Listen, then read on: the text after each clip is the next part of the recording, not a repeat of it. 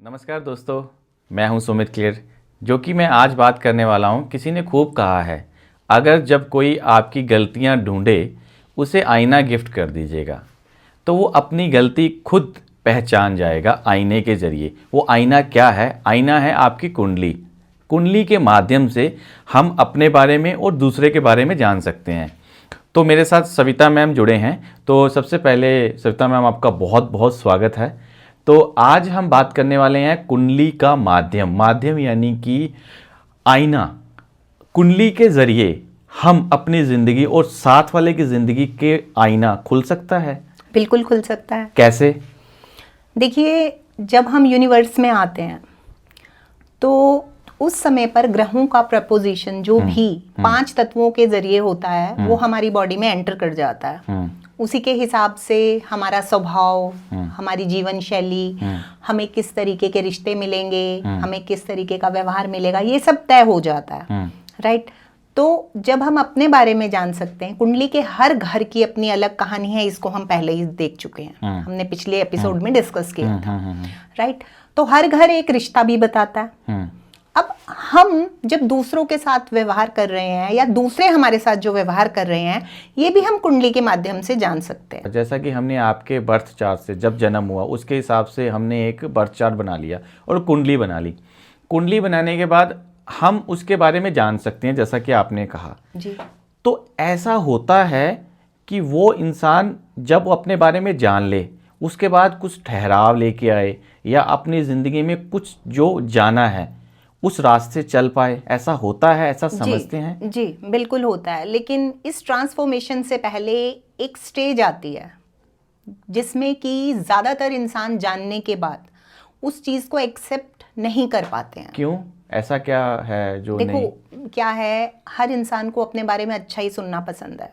हाँ, है ना? हाँ, अब जब वो आईने में अपनी कमजोरियां, अपनी गलतियां देखेगा हाँ, तो उसको डेफिनेटली बुरा लगेगा ना। हाँ, अपने आप को एक बार वो कहेगा, ऐसा कैसे हो सकता ऐसा है? कैसे हो गया? बिल्कुल। सेकेंडली वो ये करेगा, मैं इसको बदल के रहूंगा, ऐसे कैसे मैं मान लूं? क्योंकि ये ह्यूमन बिहेवियर है। ह्यूमन बिहेवियर, ठीक है।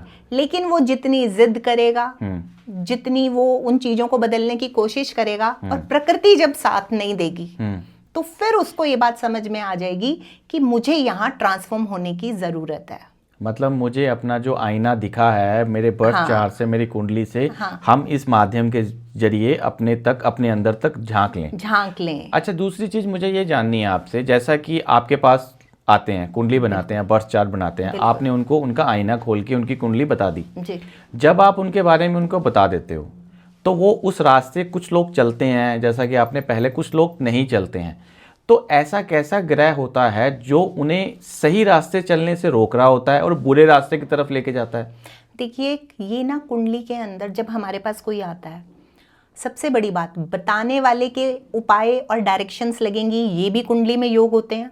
दूसरी बात, जिसको हम बता रहे हैं, सलाह दे रहे हैं और वो पर्टिकुलर टाइम में वो उपाय कर पाएगा और उसको उपाय लगेंगे, ये भी योग होते हैं। और इसके अंदर स्पेशली गुरु का सबसे मेन रोल होता है। अगर जिस समय आपके पास कोई पूछने आया है, सलाह लेने आया है और किसी भी तरीके से गोचर से या फिर परमानेंट प्रॉमिस से उसकी कुंडली में गुरु का कनेक्शन लगन से बन रहा है, तो डेफिनेटली वो आपकी बातों को मानेगा भी, समझेगा भी और करेगा भी। मतलब कहने का, गुरु का सीधा सीधा संपर्क एस्ट्रोलॉजी से, कुंडली से जो बता रहा है उसके साथ संपर्क बनता है। बिल्कुल बनता है। अच्छा, मेरा एक सवाल हो रहा है, जैसा कि मैं अपनी कुंडली, अपना बर्थ चार्ट आपके पास लेकर के आया, आपने मेरे बारे में बताया, मतलब वो ऐसे कैसे स्टार्स हैं कि मैं आपकी बात मान लूं? आपने जैसे गुरु के बारे में बताया, गुरु अच्छा है तो बात मान लूंगा, मतलब उसका ये भी अर्थ है कि आपके स्टार भी अच्छे होने चाहिए तभी मैं आपकी बात समझूंगा? जी बिल्कुल। बिल्कुल। जब अगर मेरी कुंडली में इस तरह का एडवाइजर बनने का योग होगा या एस्ट्रोलॉजर बनने का योग होगा या मेरे दिए हुए उपाय लगने का योग होगा,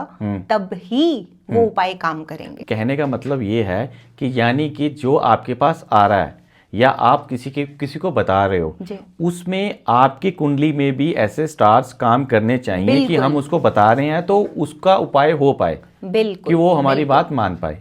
ऐसा ही है? बिल्कुल। अच्छा। कुछ एस्ट्रोलॉजर्स, मतलब स्पेशली जो एस्ट्रोलॉजर्स होते हैं, उनकी कुंडली में गुरु की एक ऐसी प्लेसमेंट होती है कि अगर वो किसी को आटे की गोली या चूरन की गोली भी दवाई बना के दे देंगे ना, वो भी लग जाएगी। अच्छा, ऐसा होता, जैसे देखा जाता है कि कई ऐसे महापुरुष हैं, उनको बोल दें जा तेरी किस्मत ऊपर तक चली जाए या तुम कहाँ से कहाँ पहुंच जाए, ऐसा वरदान दे देते हैं तो वहां तक अर्श से मतलब नीचे से ऊपर तक दुनिया में कुछ ना कुछ पा लेता है ना। अच्छा, तीसरा कि हम बात कर रहे हैं सातवें घर की, आज मैं आपसे सातवें घर की बात करने वाला हूँ।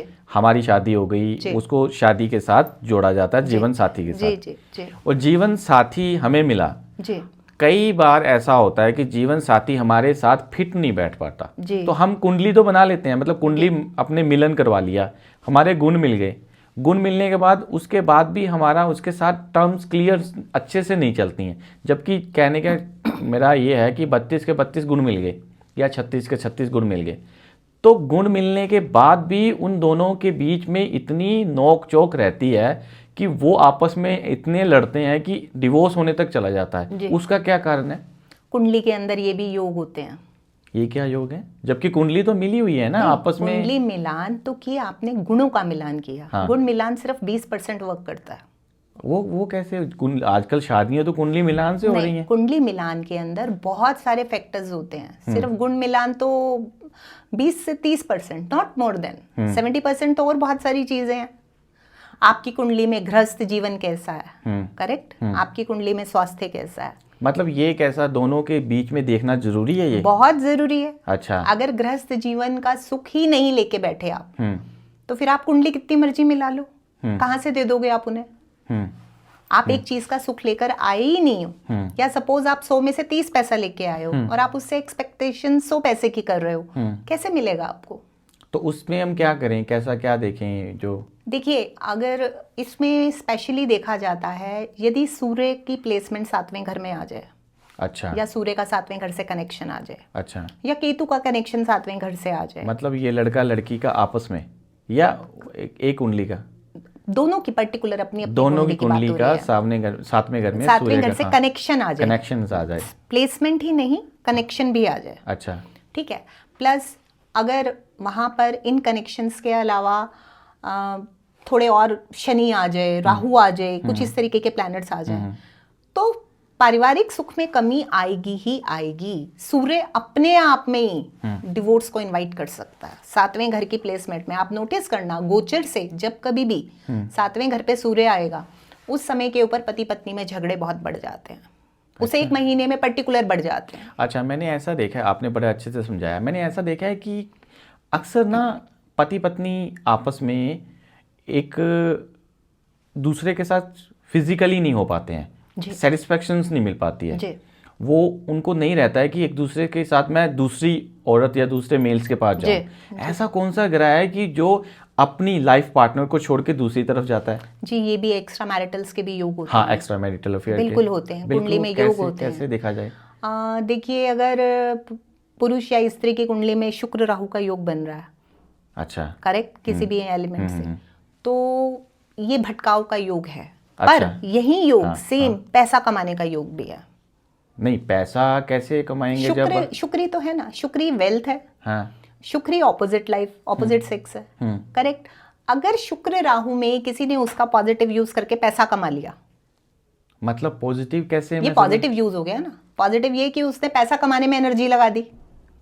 किस चीज में पैसा कमा रहे हैं? जो भी काम करेंगे, अच्छा, जो भी उनका प्रोफेशन है, ओके, वो पैसा भी कमा सकते हैं, और चाहें तो बाहर के आदमी और औरतों में भी भटक सकते हैं।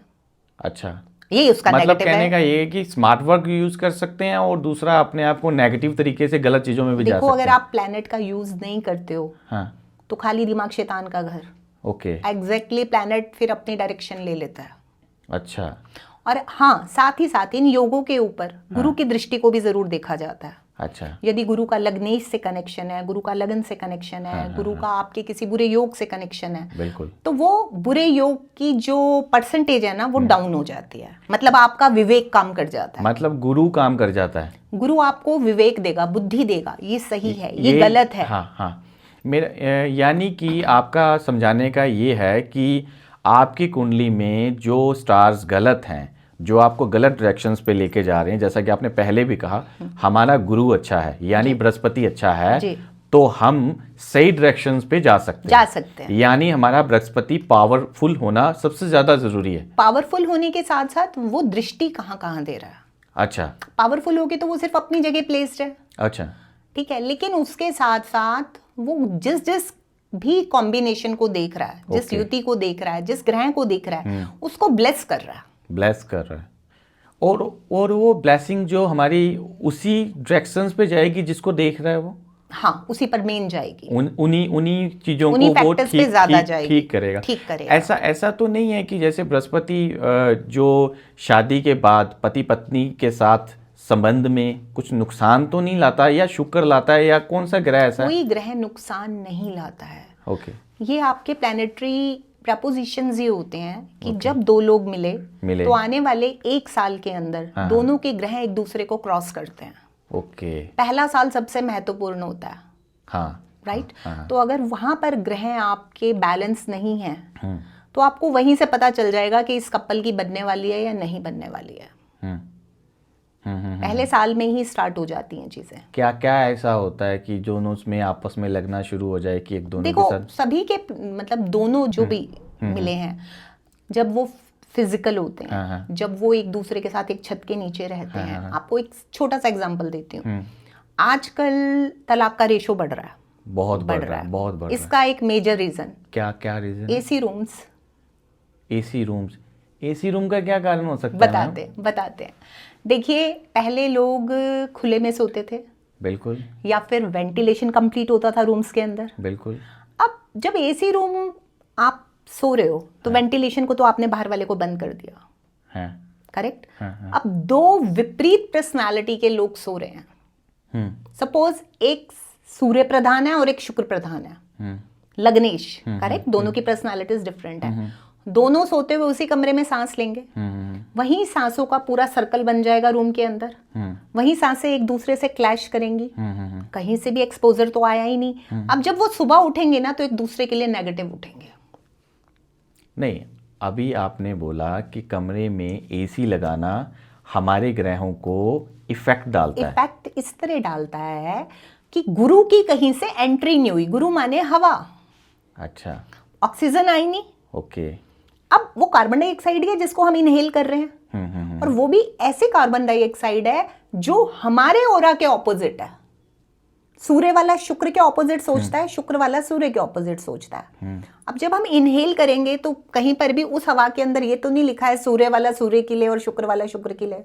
मतलब कहने का ये है कि आप जब हस्बैंड वाइफ आपस में फिजिकली होते हो तो आप अपने दरवाजे खुले रखेंगे, खिड़की खुली रखेंगे? क्या दरवाजे खिड़कियां खुली रखने की बात नहीं है। अगर आप एसी रूम यूज कर रहे हैं तो कहीं ना कहीं से वेंटिलेशन जरूर रखें। अच्छा। तो 50% लड़ाइयां कम हो जाएंगी। अच्छा। और अक्सर एसी रूम के अंदर वेंटिलेशन नहीं होता। ओके, मतलब ये कारण है। ये एक बहुत बड़ा कारण है। बीमार होने का भी ये एक कारण है। हाँ, आज बीमार होने का कारण तो है एसी। तो सेम वही है ना, बीमार कहाँ से होते हैं आप? अपनी मेंटल स्टेट से। अब आपके ब्रेन को अगर ऑक्सीजन प्रॉपर मिल ही नहीं रही है तो बाकी बॉडी पार्ट्स पे इम्पैक्ट नहीं जाएगा। तो ऐसा ही होता है। ठीक है, ठीक है। अच्छा, अब हम बात कर रहे थे 7th हाउस की, मतलब आपस में शादीशुदा की, हम उसी में ही रहते हैं। तो मुझे ये पूछना है कि डिवोर्स, हम डिवोर्स की बात कर रहे थे। बृहस्पति का हमारे ग्रहों पे अच्छा प्रभाव होना सबसे ज़्यादा ज़रूरी है। तो हमारे ऊपर गलत ग्रहों का, यानी कि जो भी ग्रह हैं वो हमारे पर नेगेटिव, हमारे से अलग नहीं होने देंगे, हम तो एक ही रखेंगे। देखिए, हम कानूनी चक्कर में पड़ जाते हैं। बिल्कुल। तो वो कौन सा ग्रह है जो पति पत्नी आपस में छोड़ते नहीं हैं पर वो कानूनी दोनों में उलझनों में पड़े रहते हैं? वो कौन सा ऐसा ग्रह है? देखो, राहु लेके जाता है बात खींचने पर। अच्छा। और केतु लेके आता है खत्म करो, क्रॉस करो। अच्छा, केतु खत्म करवा देता है। केतु काटा मरवा देता है। अच्छा। और राहु बातों को लंबा खींचता है। अच्छा। तो राहु के जितने मैटर होते हैं वो आउट ऑफ कोर्ट सेटल हो सकते हैं। अच्छा। या बातचीत से आप सुलझा सकते हो। लेकिन मतलब राहु जो है आपकी बातचीत करके आप दोनों में इक्वल, मतलब संबंध, मतलब साथ बना सकता है। कोशिश, राहु कोशिश करवाता है। हाँ, करवा सकता है। केतु छुड़वा देता है। केतु का मतलब ही डिटैचमेंट है। Okay okay okay.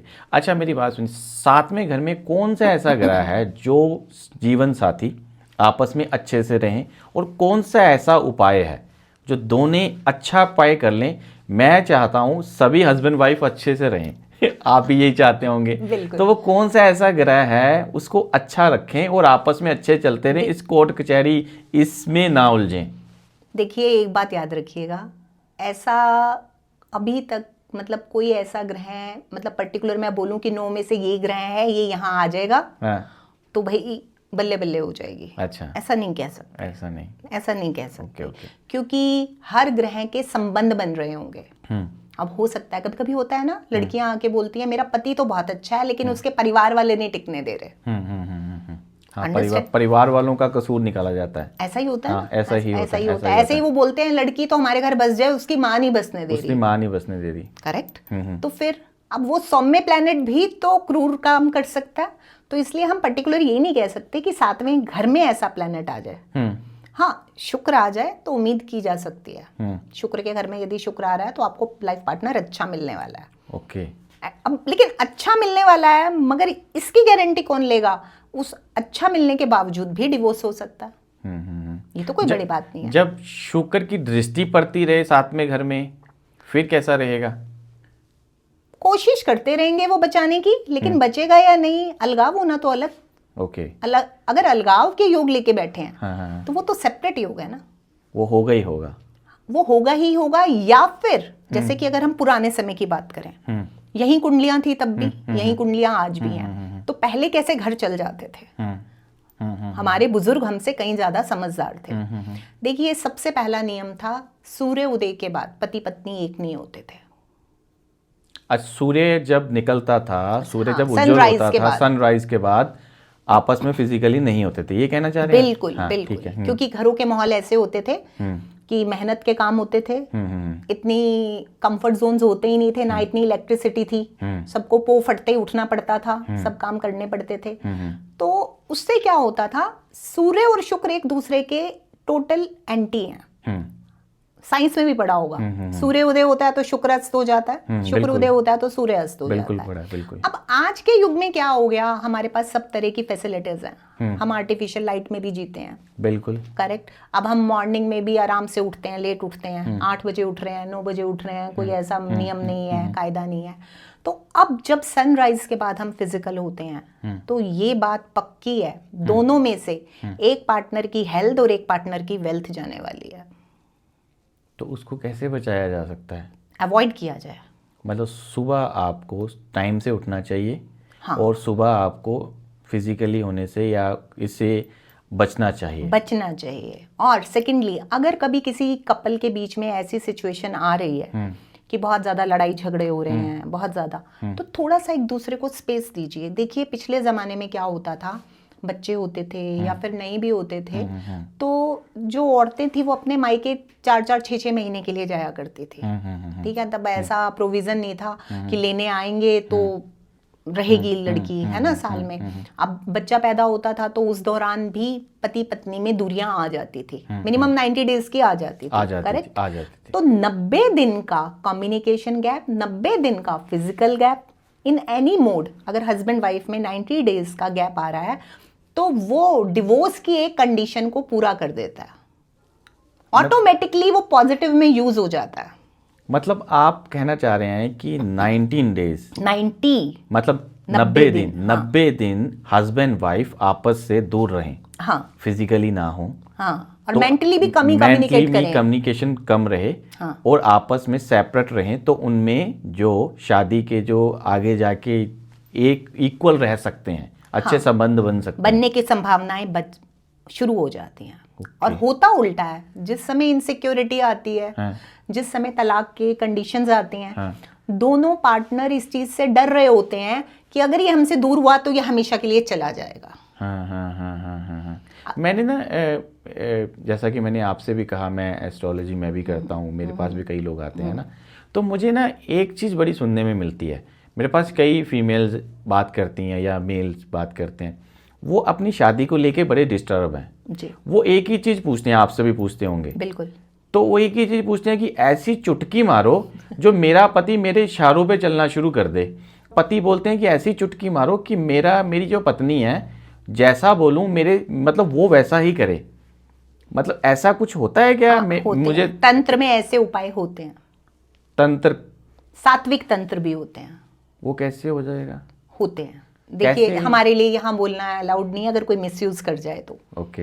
राइट, ऐसे उपाय होते हैं कि जिससे आप उसका दिमाग आपके चारों ओर घूमेगा, आपके पति और आपकी वाइफ का? पत्नी का, हाँ करेक्ट। वो धीरे धीरे आपकी बात सुनना शुरू कर देगा। अच्छा। मेटेरियलिस्टिकली या फिर ये कहिए मैकेनिकली तो वो आपके साथ होगा, अच्छा। पर आप उसकी सोल को अपना बना पाएंगे इसकी गारंटी कोई नहीं दे सकता। अच्छा। दिमाग, शरीर, हाँ। ये दो चीजों को आप शरीर को गुलाम बना सकते हो, हम्म। लेकिन किसी की आत्मा को नहीं बना सकते। कुछ हद तक आप दिमाग को भी कंट्रोल कर सकते हो, हाँ। लेकिन किसी की दिल और आत्मा को गुलाम नहीं बना सकते। ओके। ऐसा होता भी है, ऐसा लोग करते भी हैं। तो इसका इफेक्ट क्या रहता है? अच्छा रहता है या आगे जाके कुछ प्रभाव? बैकफायर होते हैं, बिल्कुल होते हैं। तो जब फिर- हम कर्मों तो के ऐस- अगेंस्ट जाते हैं, तो ऐसा करना ही क्यों है जब हमें बैकफुट? हम ऐसा सोचते हैं क्योंकि हम अब उन सब तजुर्बों से हम उस फील्ड से निकल चुके हैं, करेक्ट। ओके। लेकिन आम लेमैन वो ऐसा नहीं सोचता है। उसका दिमाग उस समय होता है सोसाइटी पर, उसका दिमाग होता है इनसिक्योरिटी पर, फाइनेंशियली इनसिक्योरिटी है, बच्चों के लिए इनसिक्योरिटी है, अपने सोशल सिंबल को लेके इनसिक्योरिटी है, बहुत सारी चीजें, प्रेशर्स काम करते हैं। तो वो उसको लगता है कि किसी भी तरह से मुझे ये मिल जाए, अगर ये काम हो गया तो सब ठीक हो जाएगा। उसका माइंडसेट वहां होता है। और ऐसे बहुत से लोग हैं जो इस माइंडसेट का फायदा भी उठाते हैं। तो नुकसान भी तो उठाते ही हैं बाद में। नुकसान तो आएगा बाद में। सीधे देखिए, सीधी सी बात है, रावण जितना विद्वान कोई नहीं हुआ जिसने बिल्कुल। रावण संहिता लिखी। बिल्कुल। बट सीधी सी बात है, एंड क्या है? 1,00,000 पूत 1,25,000 नाती, रावण के घर दिया न बाती। रावण को उसकी वही समझ, वही अहंकार ही मार गया। ये तो रावण जैसा कोई विद्वान नहीं हुआ, ये सब जानते हैं। सब जानते हैं।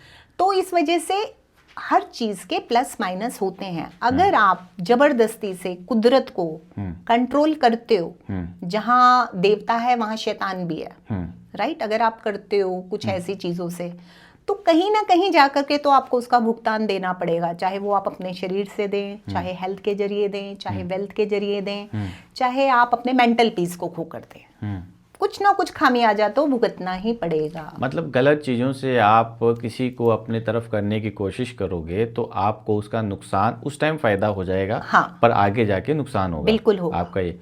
मुझे आपसे बात करके बहुत अच्छा लगा। हमने 7th हाउस तलाक को लेके और हस्बैंड वाइफ के कुछ फिजिकल रिलेशंस को लेकर के बात करी, तो आपने बड़े अच्छे तरीके से समझाया कि मेरा भी एक मैसेज है आप सब लोगों से कि आप अपने ग्रहों को और अपने आईने को अच्छे से देखें और ख़ुद को समझें, और ये ऐसा आप अपने जीवन में बदलाव लेकर के आएँ जो कि आपको अच्छी जगह, अच्छी प्लेसमेंट्स पे लेकर के जाए।